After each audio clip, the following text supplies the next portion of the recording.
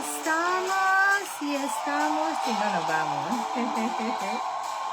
Aleluya, aleluya, aleluya. ¿Quién se goza conmigo? A ver, dígame acá. ¿Quién se goza conmigo en esta hora? Sean bienvenidos. Su hermana Aura en Betel a la medianoche, en la serie Conociendo a Cristo desde el Antiguo Testamento. ¿Qué les parece? Parte 7. Vengan a gozarse conmigo, ¿sí? Una hora nomás. Démosle una hora a nuestro Padre Celestial que nos regala 24 horas en el día. ¿Por qué no darle una hora? ¿Qué dicen? Dándole la bienvenida al Shabbat en nuestro horario. ¿Qué les parece? Alaba su nombre, por siempre será. Yo aquí como siempre tratando de transmitirles este gozo que Dios me dio. Aleluya. ¿Por qué? Porque si Dios me lo dio no me lo va a poder quitar nada ni nadie. Sí, señores. Pase lo que nos pase. Gloria a Dios. Pablo enseña la palabra que debemos de dar gracias a Dios en todo porque esa es la voluntad de Dios para con nosotros en Cristo Jesús. Y recordemos que todas las cosas adversas en nuestra vida el Señor las torna para bien con el tiempo. Aleluya. Gracias. Bienvenido mi hermano Héctor. Aleluya. Israel, mira. Amén. Saludos para usted y su familia. Señor les bendiga grande y ricamente. Aleluya. Baruch Adonai. Elohim Israel, Adonai, santo es el Señor. Es que tenemos un Dios santo, santo, santo, santo. Aleluya, aleluya. Gócense conmigo, sean bienvenidos. Minja Holland, Baalan, alaba su nombre, por siempre será. Minja, ahora si usted le alaba se va a gozar conmigo. Abra su boca, diga gloria a Dios, Padre, gracias. Porque vamos a aprender algo acerca de ti, Padre. Vamos a crecer un poquito más en nuestra vida espiritual. Aleluya. Santo, santo, santo y santo. Aleluya. Israel dirá. Amén. Gracias, hermano Héctor, por esas palabras, esa invitación también para todos aquellos que quieran estar conmigo acá. Gloria a Dios. Compártanlo, compártanlo. Compartan el link para que podamos tener acá a algunos oídos que quieran escuchar lo que el Señor nos va a decir ahora. Amén.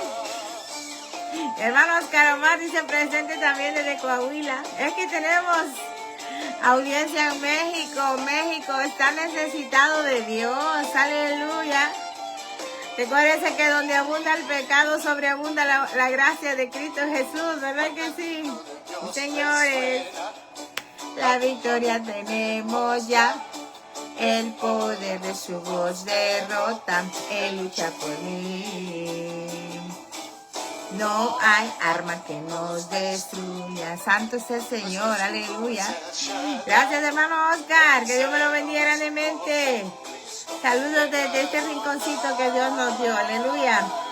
Aunque los muros destruyan y el peligro nos aceche, el sonido de su poderosa voz, nombre sobre todo nombre, Yeshua HaMashiach, el Gibor poderoso Dios, Jehová Nisi nuestro estandarte, mi salvación la roca, el Mesías justicia es. Adonai Jireh mi proveedor, el Shaddai, el Dios todo suficiente. Sí, señores. Cuando ese grito resuena porque nos ha dado la victoria, amén. Gloria a Dios. Él lucha por mí. No hay arma que nos destruya. Nuestro escudo es el Shaddai. Vencedores. Tenemos ahora a Cristo, conociéndolo desde el Antiguo Testamento. Cristo es Dios, como Dios, el Verbo.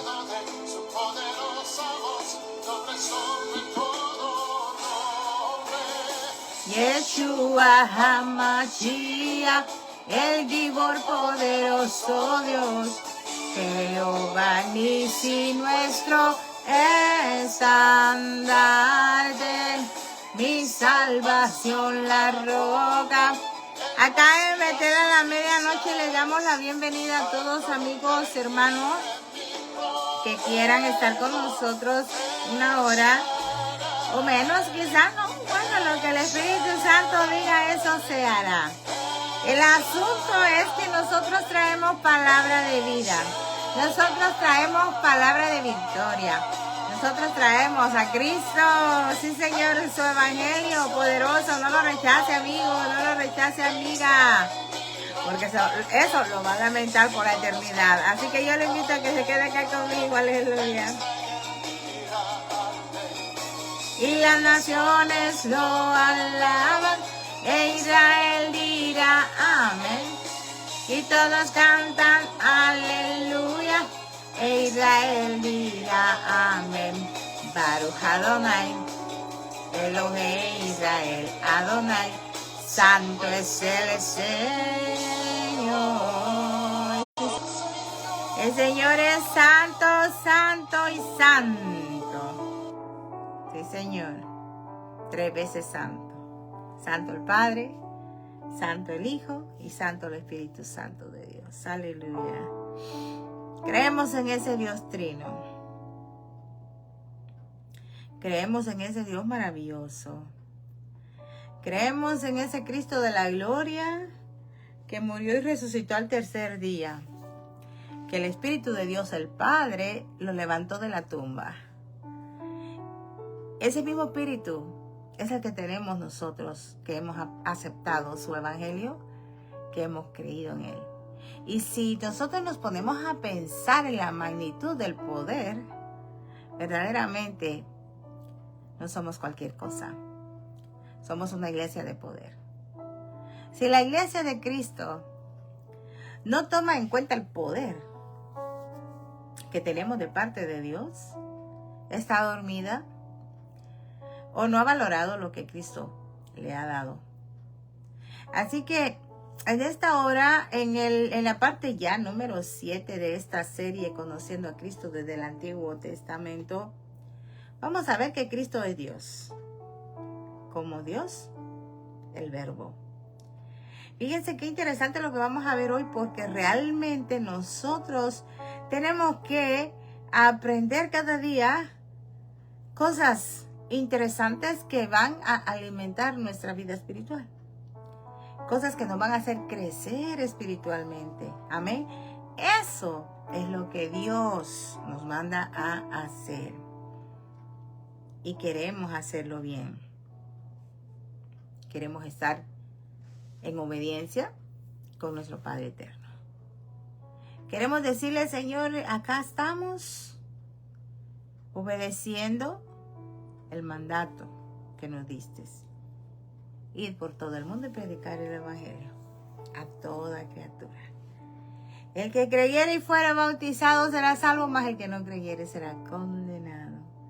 Fíjense qué importante. El que rechaza este evangelio lo va a lamentar por la eternidad, porque ese es el pecado imperdonable, rechazar el evangelio, porque no rechazas cualquier cosa, rechazas al Hijo de Dios. Así que vamos a ver que Cristo es Dios, como Dios, el Verbo.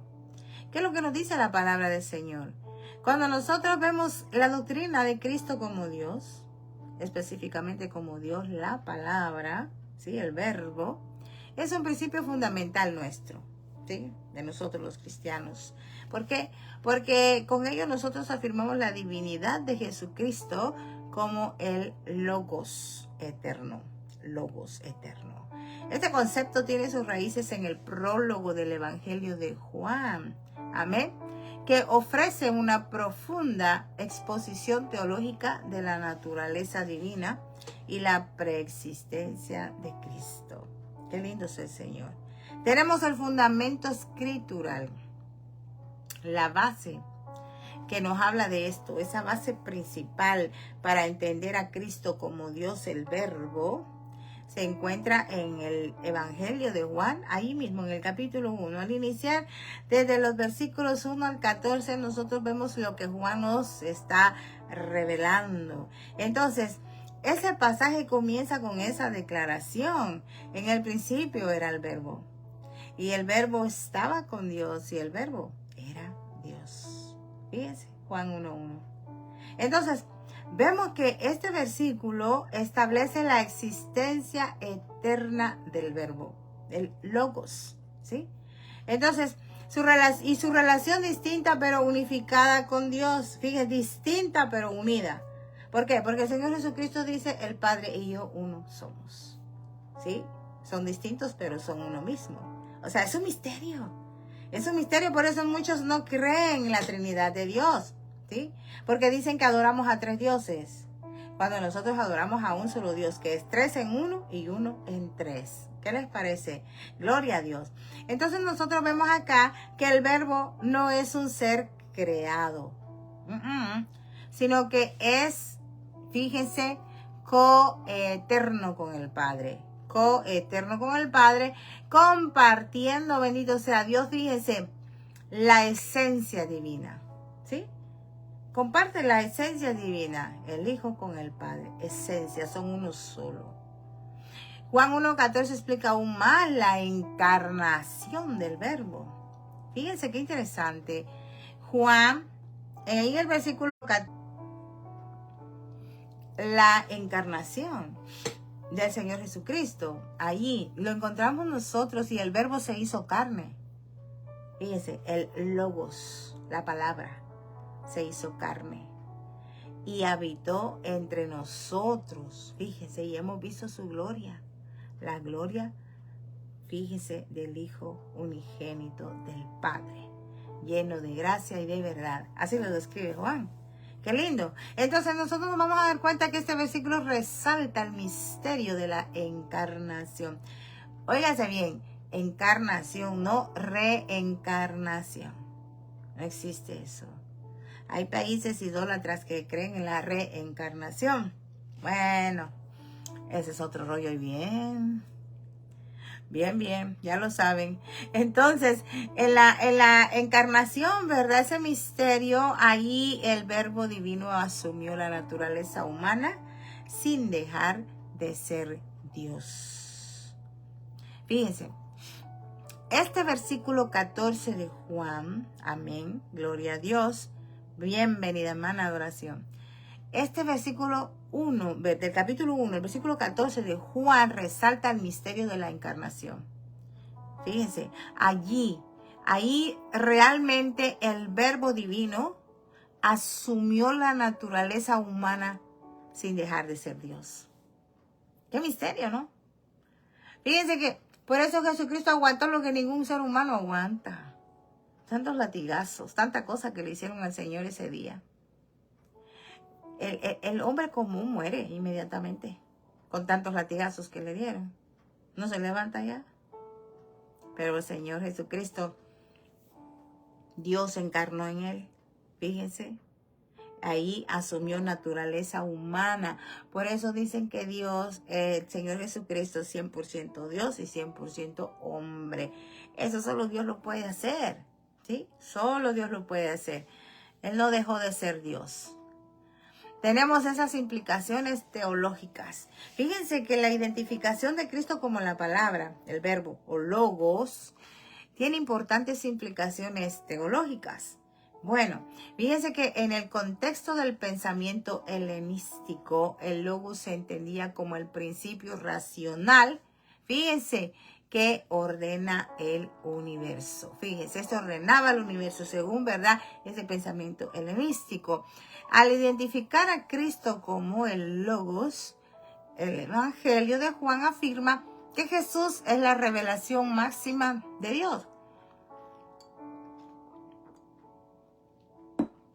Fíjense qué importante.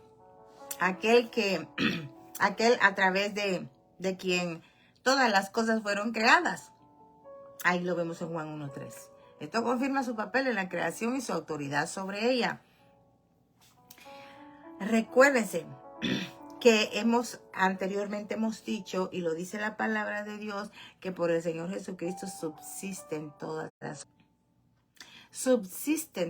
cosas por Él. Tanto las cosas que están en el cielo, los que están en la tierra, los que están debajo de la tierra, los principados, las potestades, lo visible, lo invisible, todo existe y subsiste por Él. ¿Sí? Imagínense, Él es Dios. Gloria sea al Señor. Además, fíjense que la divinidad de Cristo como la palabra es esencial para entender la naturaleza de la salvación.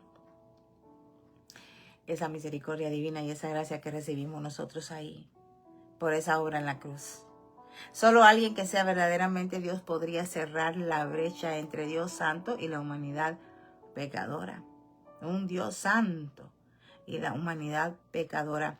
Entonces, como Dios hombre, Jesús, como Dios hombre, Jesús tiene una cualificación única para ser el mediador del nuevo pacto, ¿sí? Fíjense que Él se ofreció a sí mismo. Ese es el nuevo pacto, amén. Como un sacrificio perfecto por el pecado. ¿Ah? Lo que el primer Adán le entregó, ¿verdad?, al enemigo, o el postrer Adán, que es Jesucristo, se lo vino a quitar de vuelta. Pero tuvo que pagar ese precio, ese derramamiento de sangre. Tuvo que haber sangre derramada, si no, no hay remisión de pecados. Amén. Por eso es que desde el Antiguo Testamento se habla de Cristo, todo lo que se ve en el tabernáculo. Todo eso tiene mucho que ver con Jesucristo y habla de Él. Lo que pasa es que no lo entendemos. Le tenemos que pedir al Señor que nos abra el entendimiento para poder entender el tabernáculo, ¿sí? Ese estudio es muy profundo, muy lindo, muy divino, muy revelador, ¿sí? Habla de Cristo.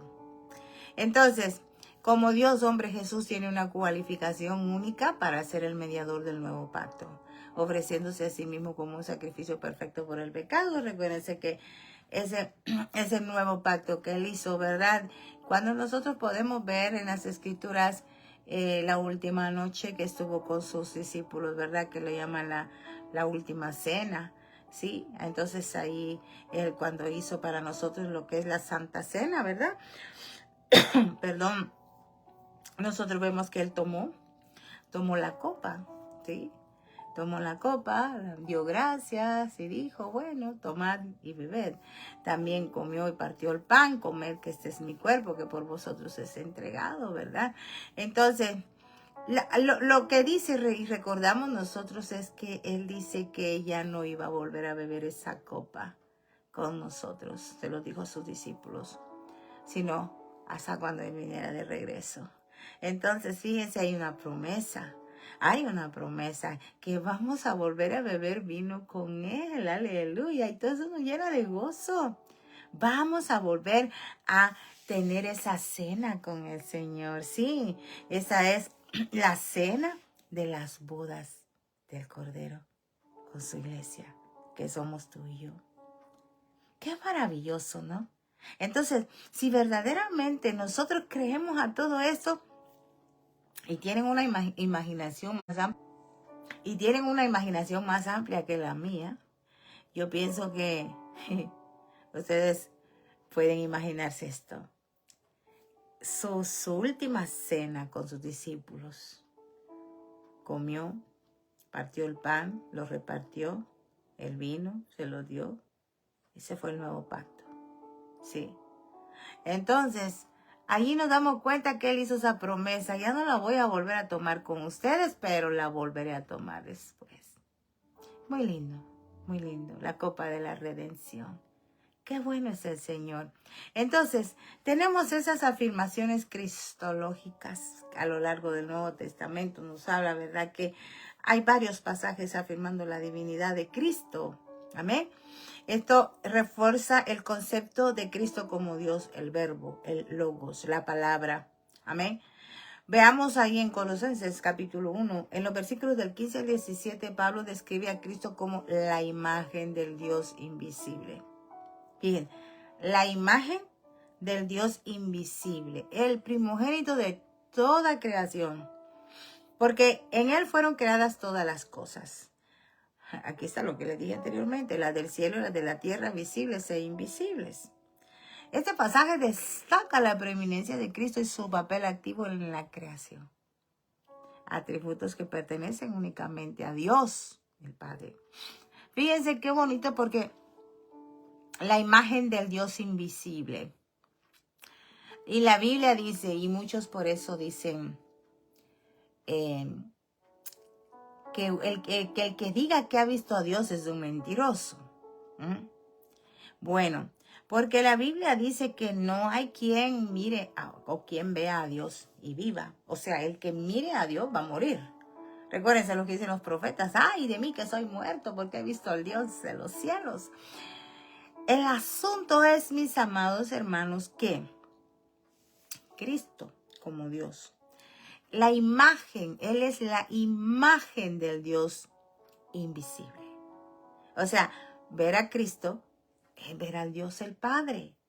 Y eso es lo que muchos no entienden, ¿verdad? Lógicamente a Dios el Padre nadie lo ha visto, ¿verdad? El único que tuvo el privilegio de verlo porque hablaba con Él y se cara a cara era Moisés, ¿verdad? Pero vemos que Moisés le vio las espaldas a Dios. Entonces, tenemos un Dios maravilloso.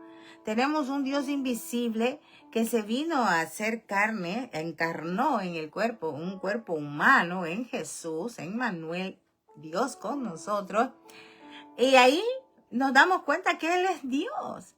Por eso el Señor Jesucristo decía siempre, mi Padre y yo uno somos, ¿sí? Y todo lo que yo hago, lo hago porque es lo que veo que hace el Padre. O sea, el Señor Jesucristo siempre hablaba, y eso era lo que escandalizaba a los fariseos, a los escribas, a los saduceos. ¿Por qué? Porque eran unos hipócritas, ¿verdad? Que se creían que sabían todo, ¿verdad? Y lo único que hacían era hacer de la ley un beneficio propio. Y a lo que servían era como piedra de tropiezo para que muchos, ¿verdad?, no llegaran al reino de Dios. Amén, hermana Ceci, gracias por estar acá, un abrazo. Entonces vemos acá que Cristo es la imagen del Dios viviente, del Dios invisible. Y una de las cosas es que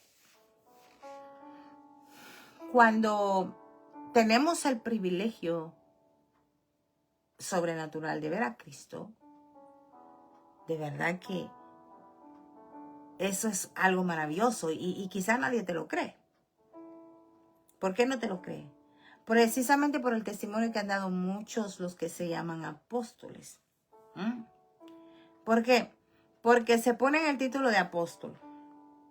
El asunto es, mis hermanos, que el que tenga el título de apóstol, óigase bien esto, es porque realmente ha visto a Cristo.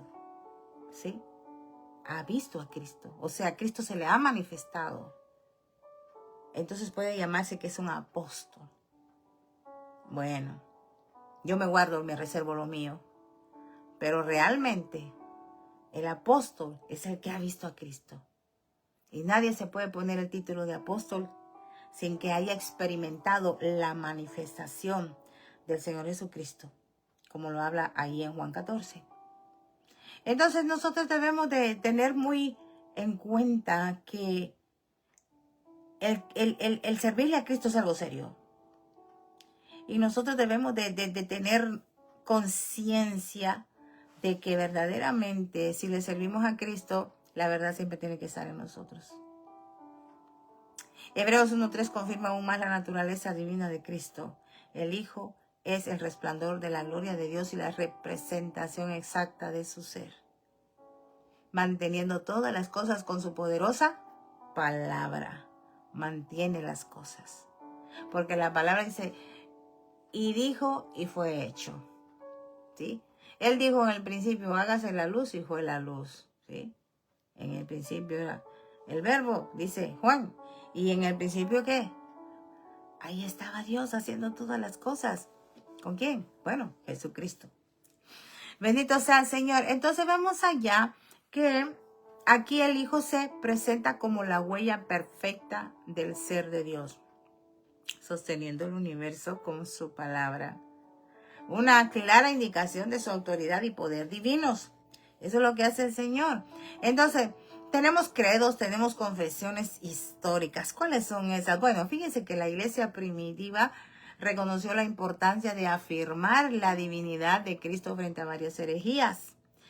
Fíjense que tenemos el credo niceno, El credo niceno, formulado en el año 325 después de Cristo, declara explícitamente al Hijo, o sea, a Jesucristo como Dios verdadero.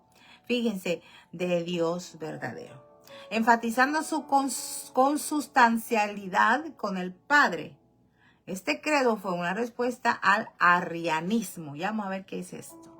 Que negaba la plena divinidad de Cristo. Ese es el arrianismo y sigue siendo un pilar de la fe cristiana ortodoxa. Fíjense, bueno, sabemos el asunto ortodoxo, ¿verdad? Entonces ahora sí, ¿qué es el arrianismo? Bueno, este arrianismo, esta palabra en griego se dice areinismos. Es una doctrina cristológica de carácter unitario. O sea, los que solo creen en Jesús, los que Jesús solo, vamos a llamarle así. Esto es atribuida al presbítero y teólogo de origen alejandrino Arrio. Fíjense, esto fue en el 256 al 336 antes de Cristo. Entonces vemos acá el núcleo, después de Cristo, perdón, el núcleo del arrianismo radica en su concepción de la naturaleza de Jesucristo y su relación con Dios Padre. Prestemos atención a estos conceptos. Arrio, este era de Alejandría, ¿verdad? Arrio defendía un monoteísmo estricto, sosteniendo que Dios Padre es el único ser eterno, absoluto e increado. Bajo esta premisa, él argumentaba que el Hijo, o sea, Jesucristo, no podía ser idéntico al Padre, ni haber existido desde siempre. Eso hace el credo arrianismo, ¿verdad?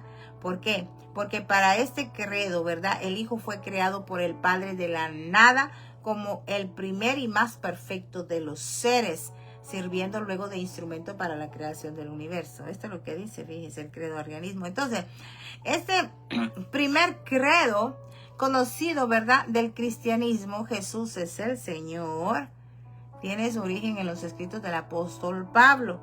Uno de los credos cristianos más significativos y ampliamente utilizados es el credo niceno. Fíjense que este credo niceno, tenemos el credo del arrianismo y tenemos el credo Bueno, tengo un poco de falla del internet, así que si me quedo un poquito corta o repito, es porque estoy calculando más o menos en dónde me quedé cuando se me va el internet. Aleluya. Bueno, entonces vemos acá, ¿verdad? El credo niceno. Este es uno de los credos cristianos más significativos y ampliamente utilizados, ¿verdad? Formulado por primera vez en el año 325 después de Cristo, en el primer concilio de Nicea, para afirmar la divinidad de Cristo, y revisado en el primer concilio de Constantinopla en el año 381 después de Cristo.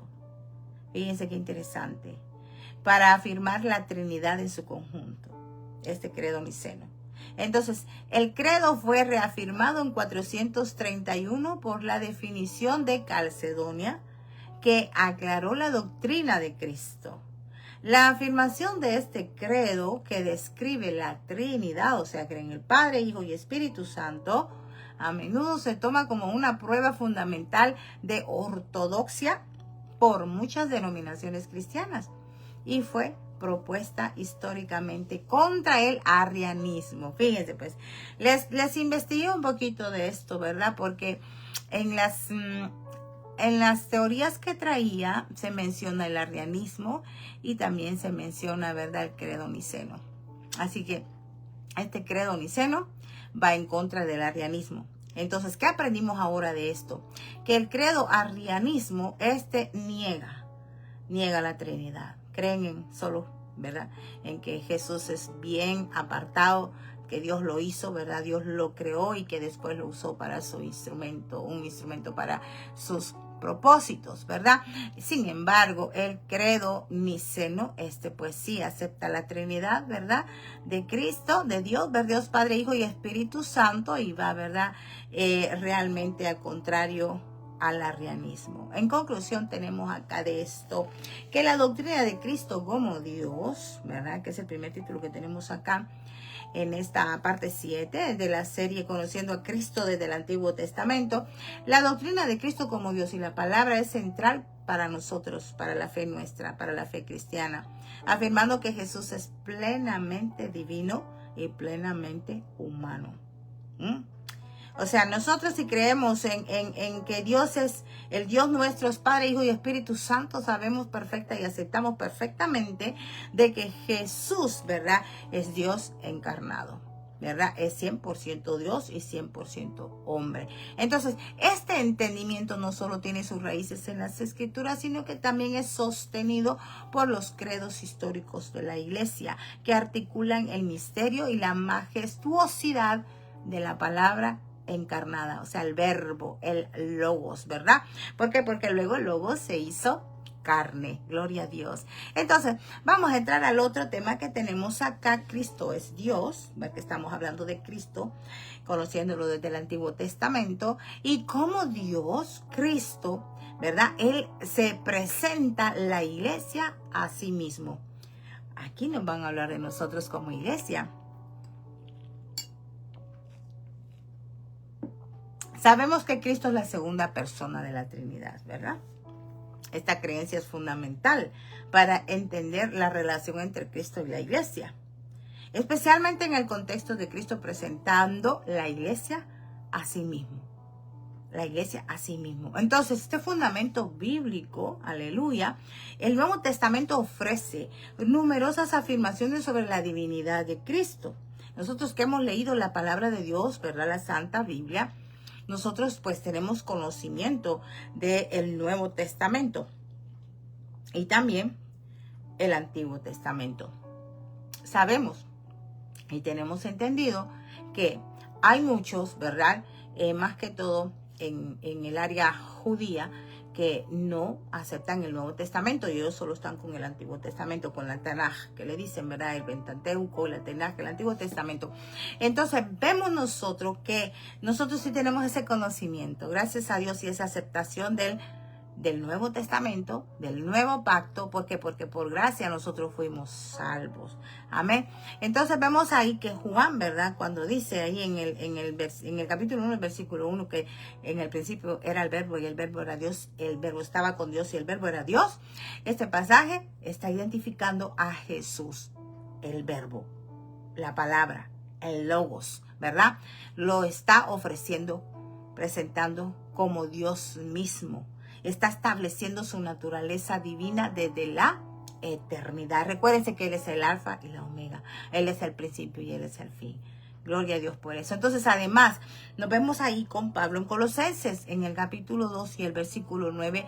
Él está escribiendo, porque en Cristo habita corporalmente toda la plenitud de la deidad. Fíjense, subrayando la deidad completa e intacta de Cristo. O sea, en Cristo estaba el Padre, estaba el Hijo y él mismo y el Espíritu Santo. ¿Sí? ¿Por qué? Porque cuando Él le dijo a los apóstoles, bueno, me voy, pero yo no los voy a dejar solos, no los voy a dejar huérfanos, ¿sí? Les voy a mandar otro consolador, el Espíritu Santo, el Espíritu de Dios. Se los voy a mandar para que no se queden solos. Por eso Él dijo, nunca van a estar solos, yo voy a estar con ustedes todos los días, hasta el fin del mundo. Fíjense qué linda promesa. Entonces, en Cristo, ahí habita corporalmente toda la plenitud de la deidad. ¿Cuál es la deidad? La maravillosa Trinidad de nuestro Dios. Esa es la deidad, Padre, Hijo y Espíritu Santo de Dios. Entonces, vemos a Cristo y la iglesia. Ahora vamos a ver qué es esto. La relación entre Cristo y la iglesia, aleluya, a menudo se representa como un matrimonio. Sí, como recuérdense que Él va a venir por su amada esposa, sí, con su novia, con su prometida. Gloria a Dios.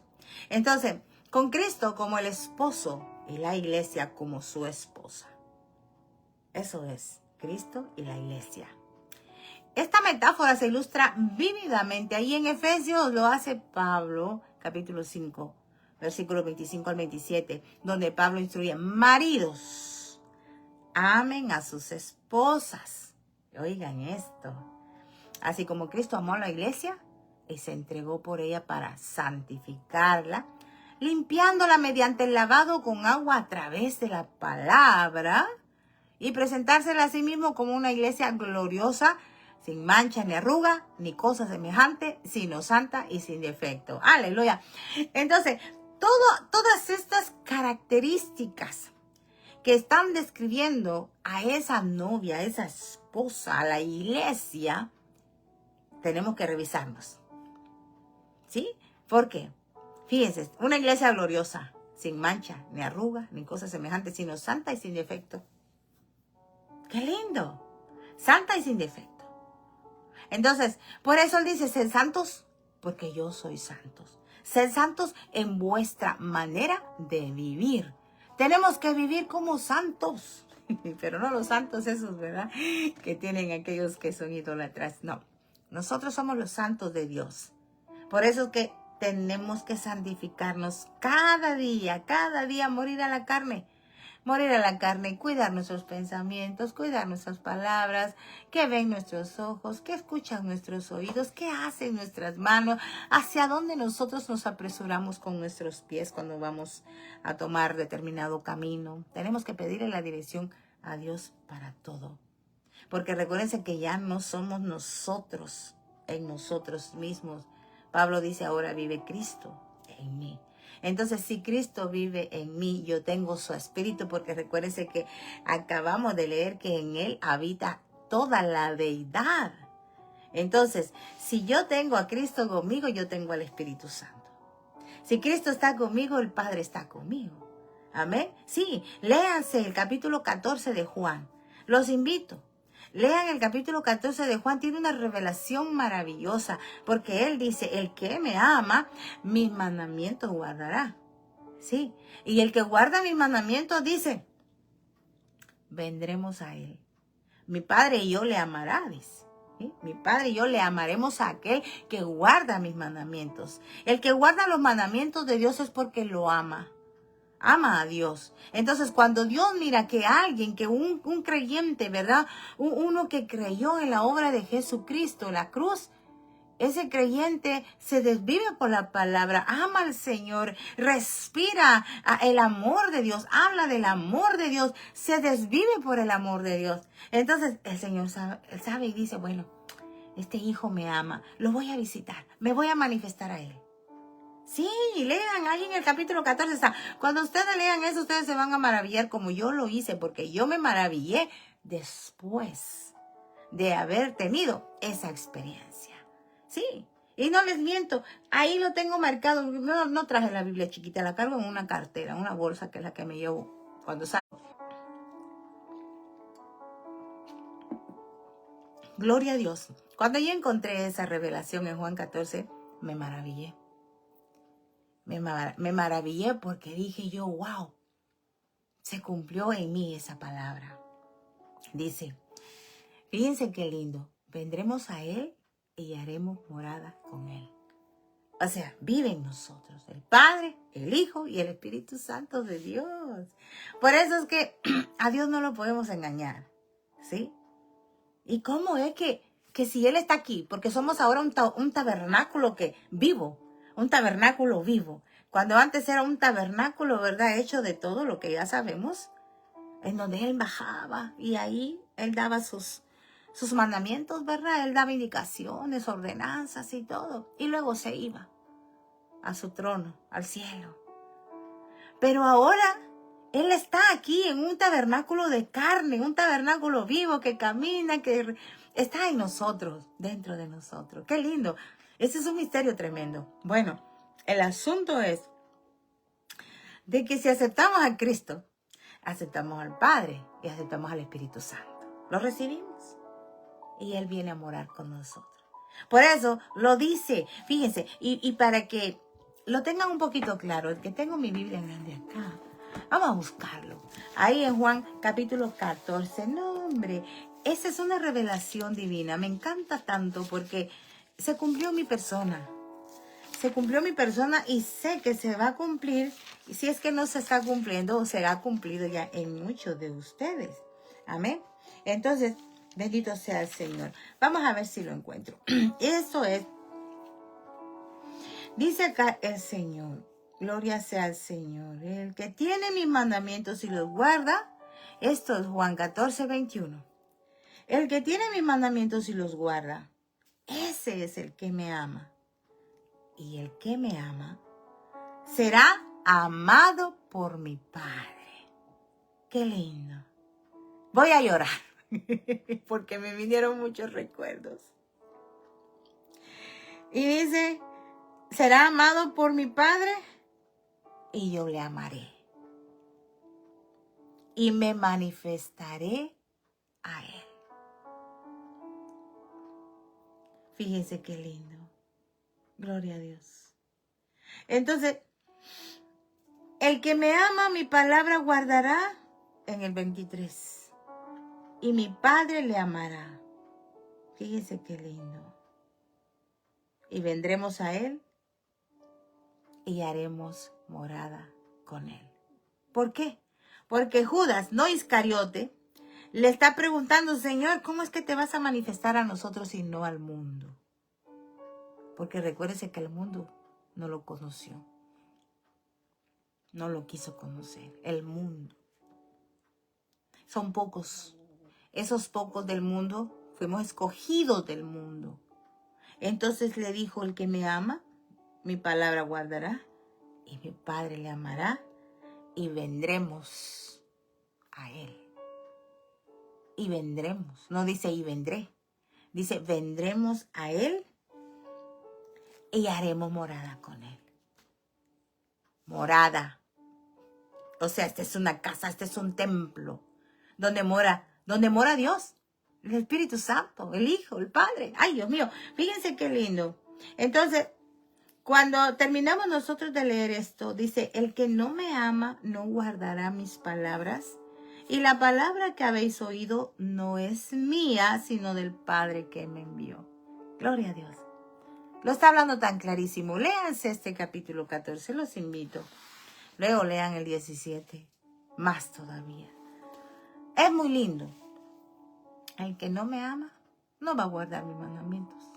Entonces, allí es donde nosotros vamos a conocer a los verdaderos cristianos. Aparte de que los verdaderos cristianos tienen señales que los siguen, que se manifiestan. Aparte de eso, el que ama a Dios va a guardar sus mandamientos.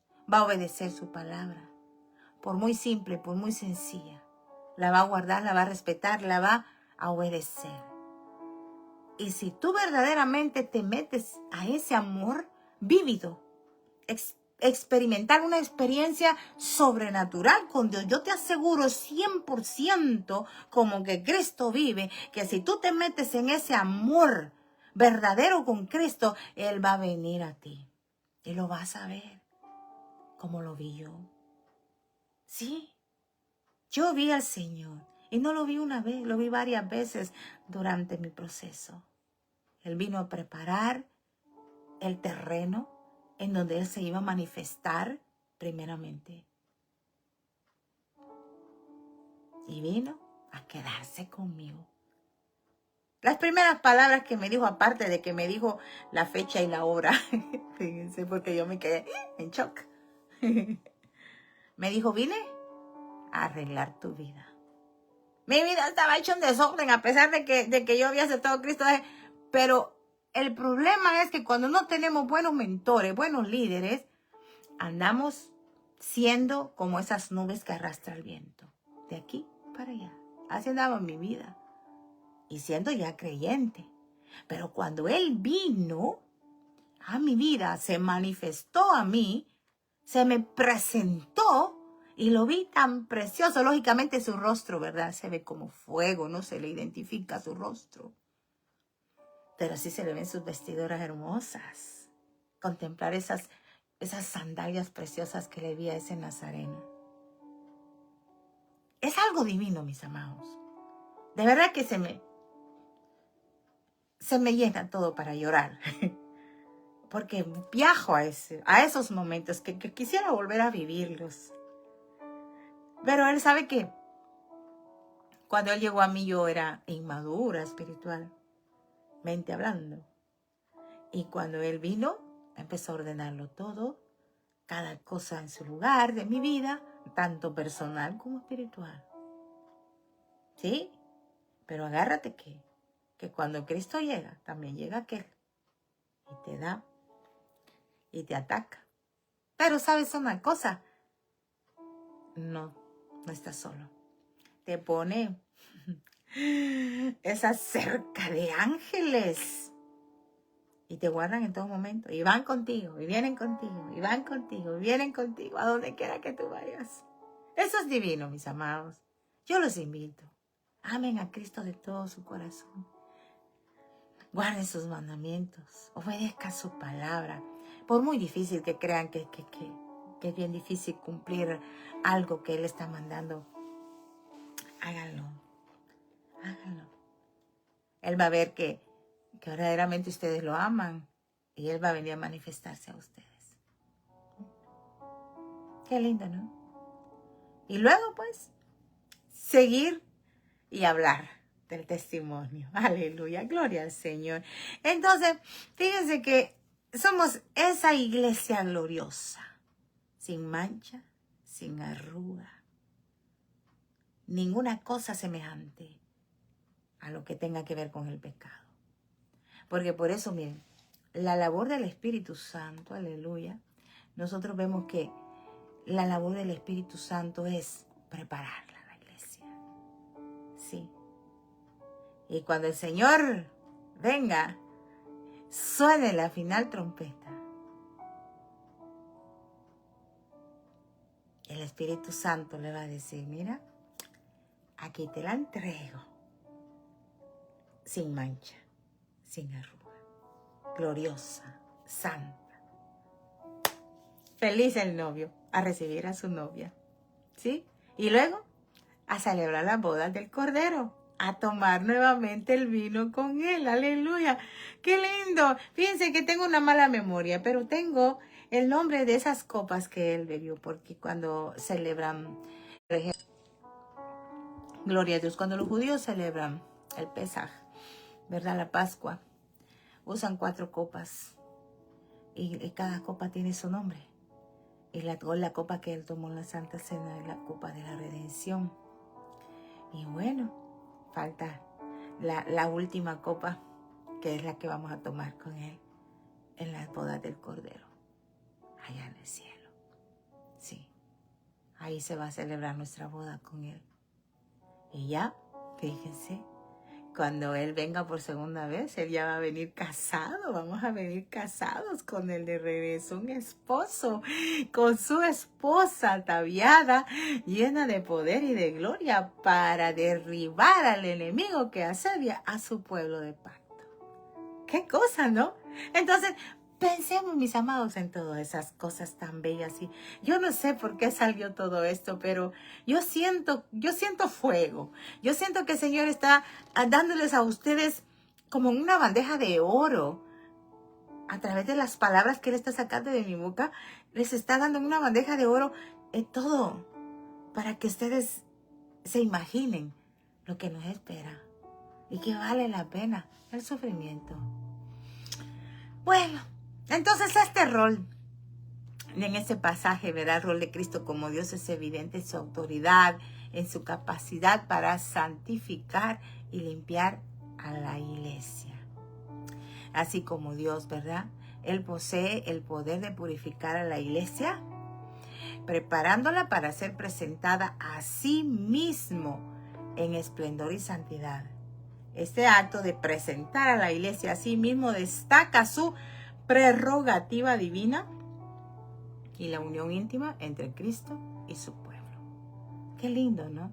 Entonces, tenemos la presentación de la iglesia a Cristo, no es solo un evento futuro, sino un proceso continuo de santificación, que es lo que yo les estoy diciendo.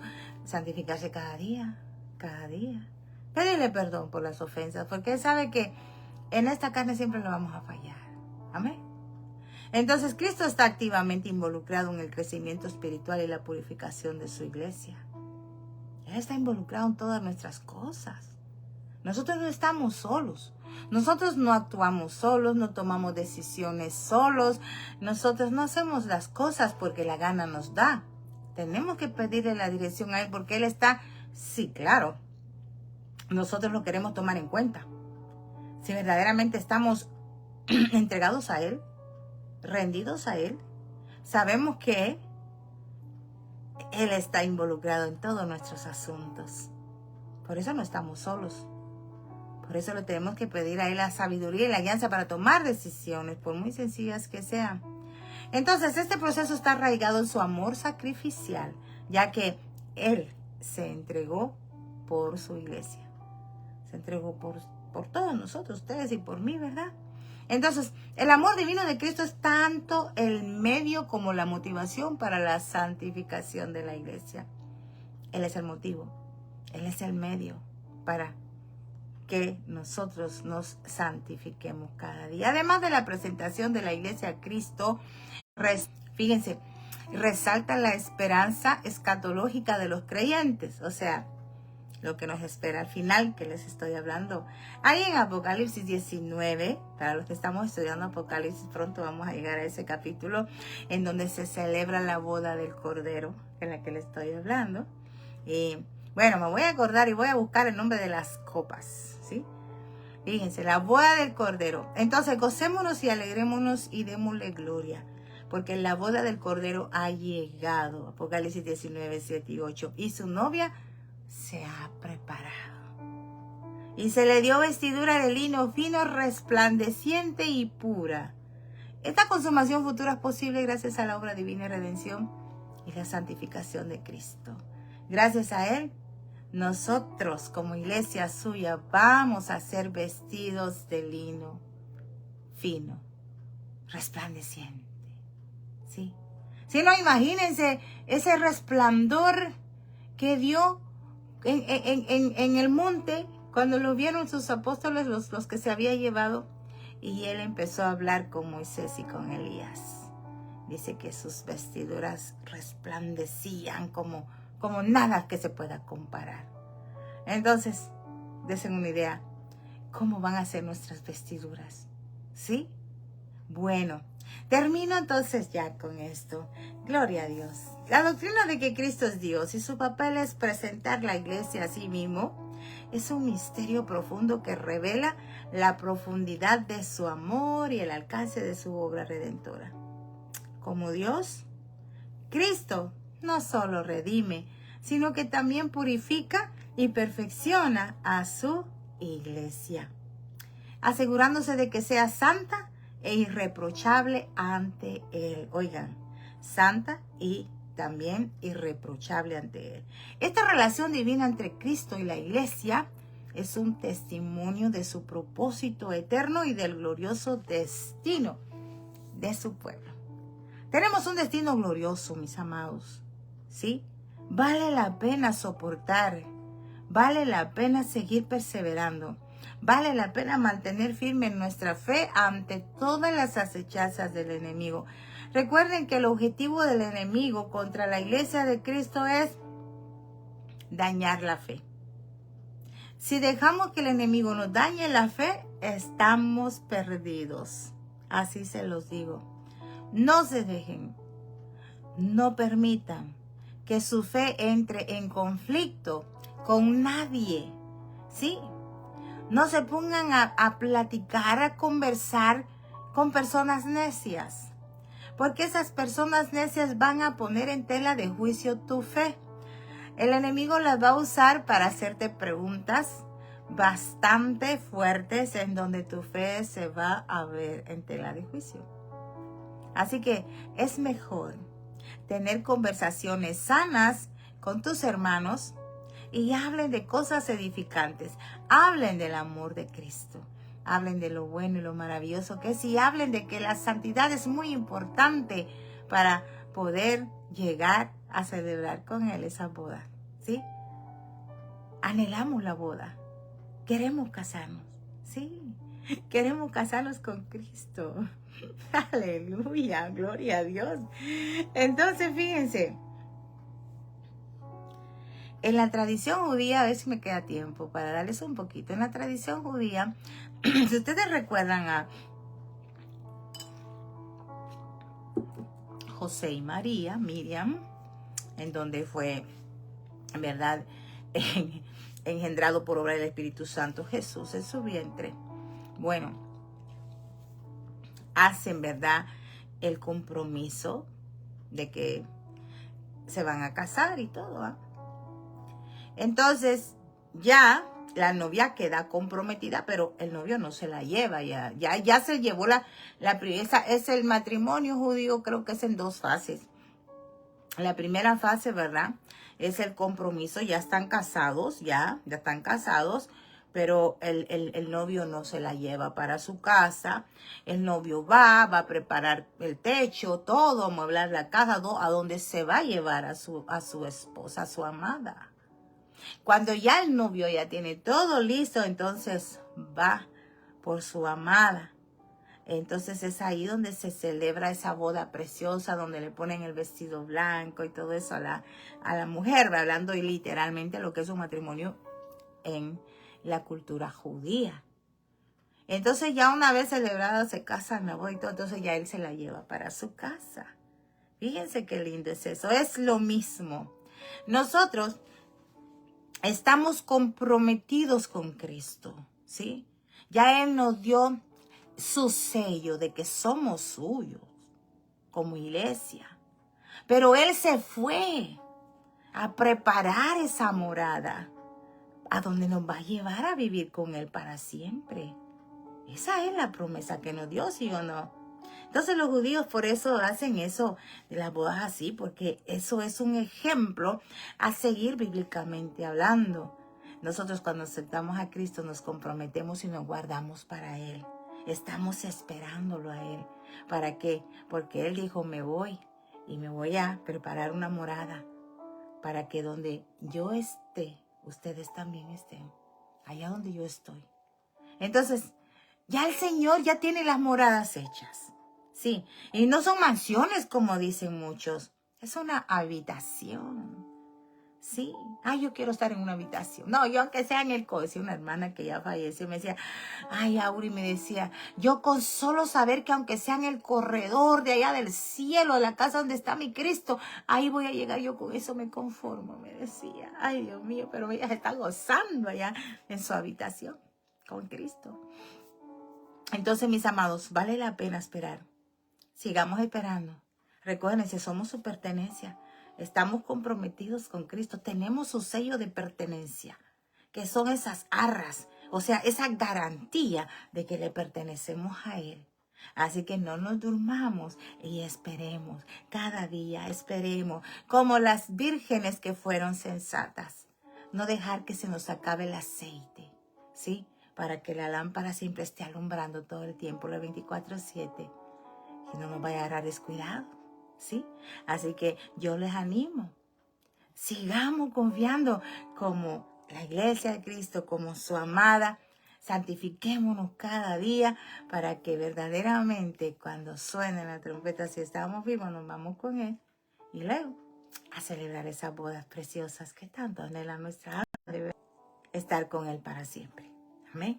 Bueno, se acabó el tiempo. Yo espero que haya sido su vida edificada en esta hora, que el Señor haya hablado a sus vidas.